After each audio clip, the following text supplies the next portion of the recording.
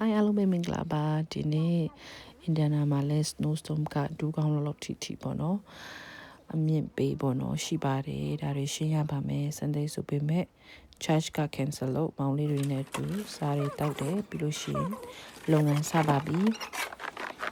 အဲ့တော့ကျမတို့အရင်ဆုံးဘာလို့လဲတူရင် snow ရှင်းတယ်အိမ်ဘေးကလူတွေကလည်းသူတို့ကလေးတွေနဲ့ပေါ့နော်အားလုံးရှင်းရတယ်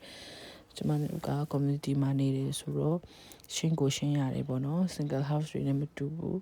ကျမတို့ walkway တွေလုပ်ပေးရတယ်အဲ့တော့နည်းတော့ရေမခဲသေးတဲ့အတွက်ကြောင့်မလို့အရင်အဆင်ပြေသေးတယ်ရေနဲ့ခဲတော့ခက်မယ်ပေါ့နော်ခုကျတော့နည်းနည်းရေမခဲတော့တဲရတာလွယ်တယ်ကျမတို့နဲ့လုပ်တယ်ကျမမောင်လေးနှစ်ယောက်နဲ့အားလုံးလေးယောက်လုပ်တယ်တနားကြီးကြောလောက်ကြာတယ်ပေါ့ဒီလုပ်တာပေါ့နော် walkway ရောဒီကျမတို့ကparking အကုန်လုံးရှင်းတယ်ပေါ့နော်ကားတွေနောက်ဆုတ်တယ်ရှေ့ပြန်တိုးတယ်လို့တယ်ကြာလေးလို့တော့ခါနေငောင်းချင်တို့ဖြစ်တယ်အသက်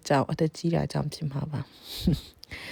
ပြီးလို့ရှိရင်ဒါတိုင်းပြတာပေါ့ဒူးလောက်ရှိတယ်ဆိုတော့ကြောင့်အဲ့တော့မောင်လေးတွေကလည်း